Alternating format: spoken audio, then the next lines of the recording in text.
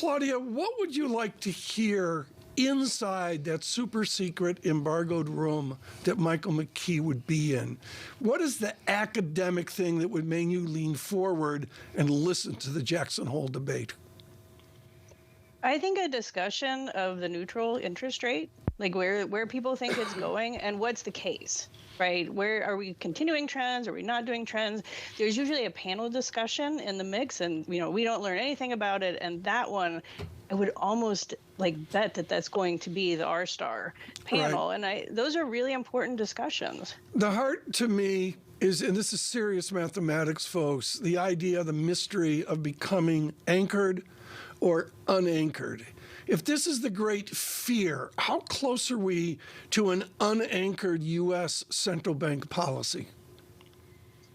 Well, I think, the unanchored that they talk a lot about is the inflation expectations, right? And to this point, we haven't seen any evidence of them anchoring or de-anchoring. And frankly, things have gotten a lot closer back to normal in terms of, expectations, even in the near term.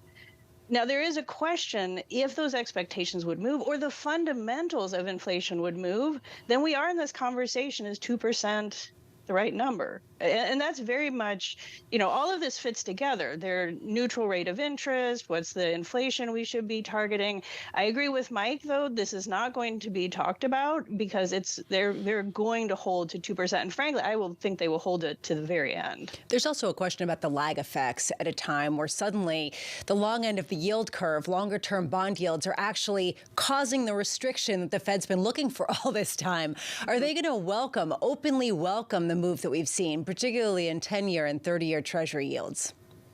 Yeah, I think they've got to be amazed at what finally got markets to believe them. It's like you have the minutes that come 3 weeks after the meeting that say basically the same thing. And it's like, oh, they're going to keep it high for longer. They're going to not cut this year. So it's really fascinating how communication policy works.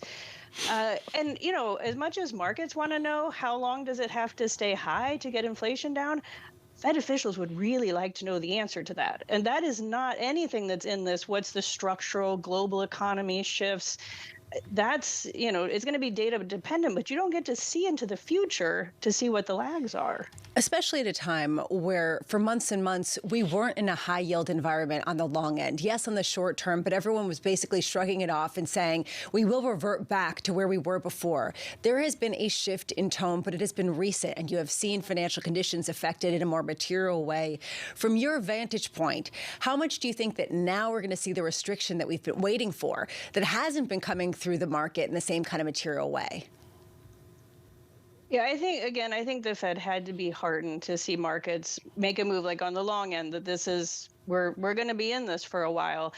I don't think the Fed looks at this as some structural shift again, and I don't think the market should either necessarily. Like we might be moving in, we might be in and continue to be in a higher interest rate environment.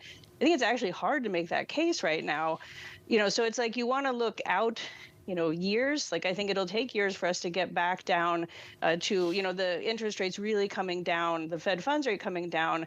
But again, I think this is going to be just a topic of conversation for a couple of years. Like we're not going to know this. Claudia, give us an update here into the end of the summer. What does the Sahm rule say right now? What is the granularity of recession in America?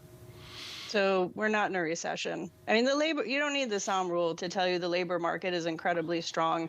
It would be hard in the United States to have a recession called that didn't have a substantial weakening, or at least a trend of weakening in the labor market.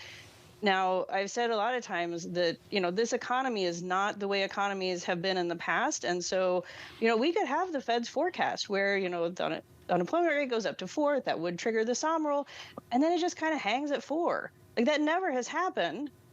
We don't go into a recession, but, that would be a great outcome. It's just we haven't seen it, and it's hard to imagine some of these things that have never been seen. So that really raises the question, do you think that we could get this benign outcome where unemployment doesn't really creep up that much higher and inflation does come down to 2%? Is that realistic? I think there's a path to it. I actually don't think it depends all that much on the Fed. I mean, it does. Like their interest rates are affecting investment. I think the consumers and businesses are less responsive to the interest rates. They got a lot more liquidity, money in the bank than they have before.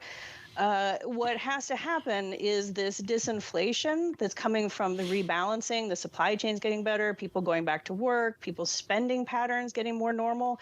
If those things keep happening, we're going to see inflation coming down. The Fed will back off if inflation comes down. But if the Fed has to do this alone, it's very hard to see a path where we avoid a recession.